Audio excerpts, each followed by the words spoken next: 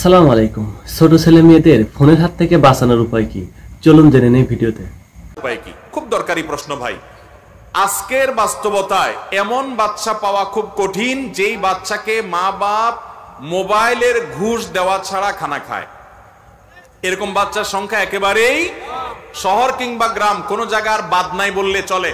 পোলাপানরে খাইতে হলে শর্ত দেয়, আমাকে মোবাইল দিতে হবে। এরপরে মা বাপ মোবাইলে কার্টুন চালায় দেয়, ভিডিও চালায় দেয়, তারপরে সেটা দেখতে দেখতে খায়। মনে রাখবেন, এটা সন্তানের উপকার যতটুকু করছেন খানা খাওয়াইয়া, এই মোবাইল দেখা ক্ষতি তার চেয়ে বেশি করতেছেন। এখন আপনি বলবেন এটা থেকে বাঁচার উপায় কি? আল্লাহ আমাকেও একটা বাচ্চা দিয়েছে ৩-৪ বছর, আলহামদুলিল্লাহ। আমার বাচ্চাকে আমি মোবাইল দেখা খাওয়াই না সচরাচর। আপনি বলবেন যে তাহলে কিভাবে এটা করবেন?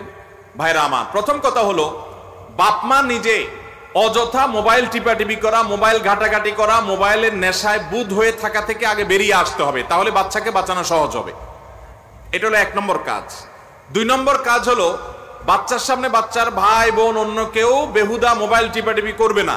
এগুলো বাচ্চারা দেখে শিখে, যখন কেউ করবে না তার মধ্যে থেকে আস্তে আস্তে আকাঙ্ক্ষাটা শেষ হবে। তৃতীয়ত, যে সমস্ত ফ্যামিলির বাচ্চা কাচ্চা মোবাইল টিপাটিপি অনেক বেশি করে, ওইসব বাচ্চাদের সাথে মিশাবেন না, তাহলে সেক্ষেত্রে এই বদভ্যাসটা তার মধ্যে আর আসবে না। চতুর্থত, বাচ্চাদেরকে ফিজিক্যাল এক্সারসাইজ বা অন্যান্য খেলনার ব্যবস্থা করে দিবেন। বিজ্ঞান বাক্স একটা আছে আমার বাসায়, আমি বাচ্চাদের জন্য নেই।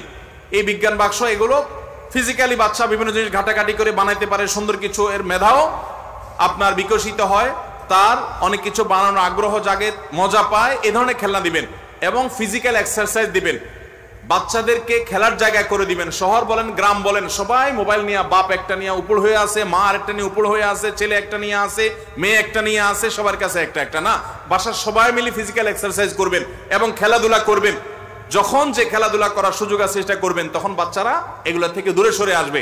আলহামদুলিল্লাহ, আমি নিজে আমার বাচ্চাদের সাথে প্রায় সময় চেষ্টা করি, আমার বাসা পাশে ব্যাডমিন্টন কোর্ট করা আছে, ব্যাডমিন্টন খেলার চেষ্টা করি। যখনই সময় পাই 10 মিনিটের জন্য বলি চলো আমরা খেলি। বাচ্চাদেরকে যখন ফিজিক্যাল খেলার অভ্যস্ত করবেন, ইনশাআল্লাহ নেশা, এই মোবাইলের নেশা কেটে যাবে। আমি নিজে পরীক্ষিত।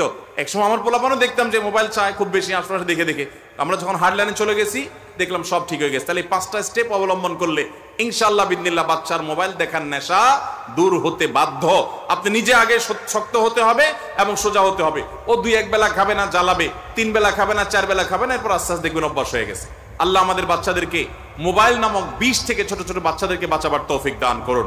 তাদের চোখ নষ্ট হয়, তাদের ব্রেন নষ্ট হয়, ইমানের চেতনা নষ্ট হয়। মোবাইলে কার্টুনে কি দেখে? কার্টুনে সারাদিন দেখে মারামারি, ঠুসঠুস, কাটাকাটি, এগুলো ছাড়া কিচ্ছু না। এগুলো দেখে দেখে পোলাপান আদা পাগল হয়। দেখবেন যে এখনকার পোলাপান যে আদা পাগলামি করে, ক্রেজি ভাব নেয়, আমরা ছোটবেলা বাচ্চাদেরকে এত পাগলামি করতে দেখতাম না। এখন দেখবেন যে নিজের বাপের দিকে পাও মারে, মায়ের দিকে ঘুষি মারে। কোন একটা বাপের সাথে আঙ্কেল বেড়াইতে আসছে তো তার এরকম আঙ্গুল দিয়ে ঠুসঠুস করে, কারণ সারাদিন সে দেখে এগুলা। এবং পোলাপান দেখবেন এত বদমেজাজি। এখনকার যত বাচ্চা আছে, আমরা ছোটবেলায় বহু বাচ্চা দেখছি যে শান্ত মেজাজের, 2-1টা আছে রাগী, কিন্তু এখন মাশাআল্লাহ 100টা বাচ্চা থাকলে কোন এলাকা ওই 100টাই বদমেজাজ।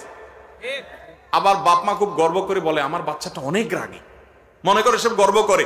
তার বাচ্চাটা অসুস্থ, কারণ ও মোবাইলে মারামারি, কাটাকাটি এগুলা দেখতে দেখতে, উথামথাম দেখতে দেখতে ওর মানসিকতা সেরকম তৈরি হয়েছে। আল্লাহর ওয়াস্তে মোবাইলের বিষ থেকে বাচ্চাদেরকে বাঁচাবার জন্য চেষ্টা করবেন তো ইনশাআল্লাহ। এই 5টা স্টেপ আপনি অবলম্বন করেন, সহজ হবে। নিজেরা মোবাইল ঘাটবেন না, ভাই বোন অন্যদেরকে মোবাইল ঘাটতে তাকে যেন না দেখে সেই ব্যবস্থা করবেন। অন্য ফ্যামিলি বাচ্চা কাচ্চা মোবাইলের নেশা বুধ হয়, ওগুলোর সাথে বেশি মিশতে দিবেন না। তাকে এমন খেলনা দিবেন যেগুলাতে সে নিজের সময়টা কাটাতে পারে, এবং তাকে গল্প করবেন, তার সাথে সময় দিবেন। এবং ফিজিক্যাল খেলাধুলার জন্য বাচ্চাদেরকে সাথে নিয়ে মা বাপ, বড় ভাই বোন সময় দিবেন। ইনশাআল্লাহ দেখবেন মোবাইলের নেশা তাদের থেকে কেটে যাবে। আল্লাহ আমাদেরকে তৌফিক দান করুন। আমাকে এক ভদ্রলোক বলেছেন যে আমার বাচ্চা অসুস্থ, সে অস্বাভাবিক কার্য, তার আচরণ আমি দেখি। আমি বলেছি মোবাইল থেকে তাকে দূরে সরায় দেন, কিছুদিন কষ্ট হবে, এরপরে ঠিক হয়ে যাবে। আলহামদুলিল্লাহ, এরপরে ওই ভদ্রলোক আমাকে এসে বলেছেন যে বাচ্চা এখন আর অসুবিধা হয় না। অনেক বাচ্চা রাতে ঘুমের মধ্যে ভয় পায়, লাফ দিয়ে উঠে, কান্নাকাটি করে। ওই যে মোবাইলের ভিতরে বিদগুটে জিনিস দেখে, এগুলো সে স্বপ্নে দেখে এবং তার অসুবিধা হয়। নতুন নতুন ভিডিও পেতে আমাদের সাথে থাকুন। ধন্যবাদ সবাইকে।